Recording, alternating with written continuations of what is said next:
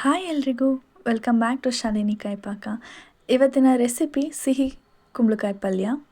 ಇದು ಚಪಾತಿ, ದೋಸೆ, ರೊಟ್ಟಿ ಯಾವುದಕ್ಕೆ ಆದರೂ ಒಂದೊಳ್ಳೆ ಗುಡ್ ಕಾಂಬಿನೇಷನ್ ಆದಂತಹ ಪಲ್ಯ ಅಂತಲೇ ಹೇಳ್ಬೋದು. ತುಂಬಾ ಚೆನ್ನಾಗಿರುತ್ತೆ. ನೀವು ಒಂದ್ಸತಿ ಮನೇಲಿ ಟ್ರೈ ಮಾಡಿ ಟೇಸ್ಟ್ ಮಾಡಲೇಬೇಕಾದಂತಹ ರೆಸಿಪಿ. ಆರೋಗ್ಯಕ್ಕೂ ಕೂಡ ಹೆಲ್ದಿಯಾದಂತಹ ರೆಸಿಪಿ. ಸೊ ನಾನಿಲ್ಲಿ ಒಂದು ಪೂರ್ತಿಯಾದಂತಹ ಸಿಹಿ ಕುಂಬಳಕಾಯಿಯನ್ನು ಚಿಕ್ಕದಾಗಿ ಕಟ್ ಮಾಡಿಕೊಂಡು ಈ ಥರ ಕಟ್ ಮಾಡಿ ಇಟ್ಕೊಂಡಿದ್ದೀನಿ. ಇದಾದ ನಂತರ ಒಂದು ಸ್ವಲ್ಪ ನೀರನ್ನು ತಗೊಂಡು ಸಿಹಿ ಕುಂಬಳಕಾಯಿನ ನೀರಲ್ಲಿ ಹಾಕ್ತೀನಿ.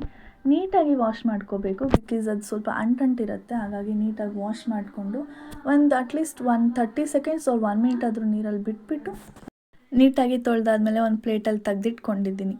ಇದಾದ ನಂತರ ನಾನು ಫಸ್ಟು ಒಂದು ಬಾಣಲಿನ ತೊಗೊಂಡು ಅದನ್ನು ಕಾಯೋದಕ್ಕೆ ಇಡ್ತೀನಿ. ಬಾಣಲಿ ಕಾಯ್ದ ನಂತರ ಒಂದು 2 to 3 ಟೇಬಲ್ ಸ್ಪೂನ್ ಅಷ್ಟು ಆಯಿಲ್ನ ಹಾಕೋತಾ ಇದ್ದೀನಿ. ಅದಾದ ನಂತರ ಕಡಲೆಬೇಳೆ ಒಂದು ಸ್ವಲ್ಪ ಹಾಕ್ಕೊಂಡು ಅದಾದ ನಂತರ ಸ್ವಲ್ಪ ಸಾಸಿವೆನ ಹಾಕೋತಾ ಇದ್ದೀನಿ. ಸೊ ಸಾಸಿವೆ ಸಿಡಿದ ನಂತರ ಒಂದು 4 ರಿಂದ 5 ಹಸಿಮೆಣ್ಸಿನ್ಕಾಯಿ ಹೆಚ್ಚಿಟ್ಕೊಂಡಿರೋದಂಥದ್ದನ್ನ ಒಗ್ಗರಣೆಗೆ ಹಾಕಿ ಫ್ರೈ ಮಾಡ್ಕೋತಾ ಇದ್ದೀನಿ. ಅದ ನಂತರ ಒಂದು ಸ್ವಲ್ಪ ಇಂಗು ದೇಹಕ್ಕೆ ತುಂಬ ಒಳ್ಳೆಯದು, ಅದಕ್ಕಾಗಿ ಹಿಂಗನ್ನ ಮಿಸ್ ಮಾಡಬೇಡಿ. ಯಾವುದೇ ರೀತಿಯಾದಂತಹ ಅಡುಗೆ ಮಾಡಿದ್ರೆ ಹಿಂಗನ್ನ ಯೂಸ್ ಮಾಡಿ. ಹಿಂಗೆ ಹಾಕಿದ ನಂತರ ಒಂದು ಸ್ವಲ್ಪ ಕರಿಬೇವಿನ ಸೊಪ್ಪು ಹಾಕಿ ಚೆನ್ನಾಗಿ ಫ್ರೈ ಮಾಡಿ. ಅದಾದಮೇಲೆ 2 ಸಣ್ಣ ಈರುಳ್ಳಿನ ಚಿಕ್ಕದಾಗಿ ಕಟ್ ಮಾಡ್ಕೊಂಡಿದ್ದು. ಈರುಳ್ಳಿ ಒಂಚೂರು ಫ್ರೈ ಆದಮೇಲೆ ಒಂದು ಸ್ವಲ್ಪ ಅರಿಶಿನದ ಪುಡಿ ಹಾಕ್ಕೊಳ್ಳಿ. ಅದಾದ ನಂತರ 1 ಟೇಬಲ್ ಸ್ಪೂನ್ ಆದಂತಹ ಉಪ್ಪನ್ನು ಹಾಕ್ಕೊಂಡು ನೀಟಾಗಿ ಫ್ರೈ ಮಾಡ್ಕೊಳ್ಳಿ. ಒಂದು ಸ್ವಲ್ಪ ಅರಿಶಿನ ಪುಡಿ ಮತ್ತು ಒಂದು ಸ್ವಲ್ಪ ಉಪ್ಪು ಹಾಕಿದ್ರೆ ಈರುಳ್ಳಿ ತುಂಬ ಬೇಗ ಬೇಯುತ್ತೆ. ಹಾಗಾಗಿ ಫಸ್ಟೇ ಒಂದು ಸ್ವಲ್ಪ ಅರಿಶಿನ ಉಪ್ಪನ್ನ ಹಾಕೋತಾ ಇದ್ದೀನಿ. ಅದಾದ ನಂತರ ತೊಳೆದಿಟ್ಕೊಂಡಿರುವಂತಹ ಸಿಹಿ ಕುಂಬಳಕಾಯಿನ ನಾನಿವಾಗ ಬಾಣಲಿಗೆ ಹಾಕೊತಾ ಇದ್ದೀನಿ. ಎಷ್ಟು ತೊಳೆದಿಟ್ಟಿದ್ದೀನಿ ಅದೆಲ್ಲದನ್ನು ಸಂಪೂರ್ಣವಾಗಿ ಹಾಕಿಬಿಟ್ಟು ನೀಟಾಗಿ ಒಂದು ಸತಿ ಫ್ರೈ ಮಾಡ್ಕೊತೀನಿ. ನೀಟಾಗಿ ಫ್ರೈ ಆಗಲಿ. ಒಂದು 2 ಮಿನಿಟ್ಸ್ ಈ ಥರ ಫ್ರೈ ಮಾಡ್ತಾನೆ ಇರಿ. ಒಂದು 2 ಮಿನಿಟ್ಸ್ ಬಿಟ್ಟು ಮತ್ತೆ ನೀಟಾಗಿ ಫ್ರೈ ಮಾಡಿ, ಬಿಕಾಸ್ ಅದರಲ್ಲಿರುವಂತಹ ರಫ್ನೆಸ್ ಹೋಗಿ ಒಂದು ಸ್ವಲ್ಪ ಸ್ಮೂತ್ ಆಗೋವರೆಗೂ ನೀಟಾಗಿ ಫ್ರೈ ಮಾಡ್ಕೊಳ್ಳಿ. ಸಿಹಿ ಕುಂಬಳಕಾಯಿ ಹೆಲ್ತ್ಗೆ ತುಂಬ ಒಳ್ಳೆಯದು, ಹಾಗಾಗಿ ಮನೇಲಿ ಒಂದ್ಸತಿ ಮಾಡ್ಕೊಳ್ಳಿ. ಈಗ ನೋಡಿ ನಾನು ಒಂದು ಸ್ವಲ್ಪ 1 ಮಿನಿಟ್ or 2 ಮಿನಿಟ್ಸ್ ಬಿಟ್ಟು ಮತ್ತೆ ಅದನ್ನು ಮಿಕ್ಸ್ ಮಾಡ್ತಾ ಇದ್ದೀನಿ. ಇಲ್ಲಾಂದರೆ ಸೀದೋಗುತ್ತೆ, ಅದಕ್ಕೋಸ್ಕರ ಅವಾಗವಾಗ ಕೈ ಆಡ್ತಾಯಿದ್ರೆ ತುಂಬ ಒಳ್ಳೆಯದು.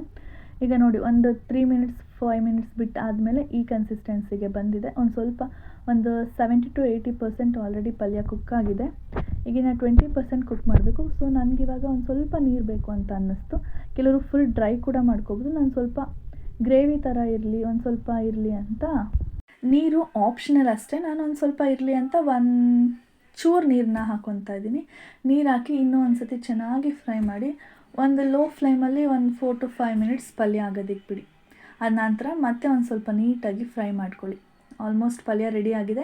ಪಲ್ಯ ರೆಡಿ ಆದ ನಂತರ ಒಂದು 1/4 ಭಾಗದಷ್ಟು ಕಾಯಿ ತುರಿನ ಮಾಡಿಕೊಂಡು ಆ ಕಾಯಿ ತುರಿನ ಪಲ್ಯಕ್ಕೆ ಹಾಕಿ ಅದ ನಂತರ ಸ್ಟವ್ ಆಫ್ ಮಾಡಿ ಸ್ವಲ್ಪ ಕಟ್ ಮಾಡ್ಕೊಂಡಿರೋಂಥ ಕೊತ್ತಂಬರಿ ಸೊಪ್ಪನ್ನ ಹಾಕಿ ನೀಟಾಗಿ ಫ್ರೈ ಮಾಡಿ. ಅದಾದಮೇಲೆ ಒಂದು ಸರ್ತಿ ಟೇಸ್ಟ್ ನೋಡಿ, ಉಪ್ಪು ಕಮ್ಮಿ ಆದಲ್ಲಿ ಮತ್ತೊಂದು ಸರ್ತಿ ಉಪ್ಪು ಹಾಕ್ಕೊಂಡು ರೆಡಿ ಮಾಡ್ಕೊಳ್ಳಿ.